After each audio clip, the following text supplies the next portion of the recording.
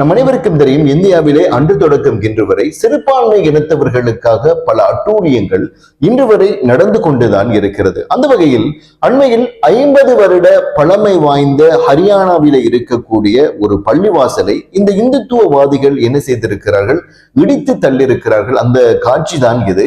அதே போல அந்த பள்ளிவாசலை சுற்றி இருந்த ஒரு முஸ்லிம் குடும்பங்களினுடைய வீடுகளையும் அவர்கள் தரைமட்டமாக்கியிருக்கிறார்கள் என்கிற செய்திகள் தான் ஒட்டுமொத்த இஸ்லாமியர்களையும் ஒழுக்கிரிக்கக்கூடிய ஒரு சம்பவம். அதாவது இந்த மோடியினுடைய அரசாக இருக்கட்டும், இதற்கு முன்னால் வந்தவர்களுடைய அரசாக இருக்கட்டும், எத்தனை அரசு வந்தாலும் இந்தியாவை பொறுத்தவரையிலே காலகாலமாக இந்த இஸ்லாமியர்கள் அடிப்பட்ட வண்ணம் தான் இருக்கிறார்கள். அவர்களுடைய உரிமைகளும் அவர்களுடைய சுதந்திரங்களும் இழக்கப்பட்டு இருக்கிறது என்பதுதான் உண்மையான ஒரு விடயம்.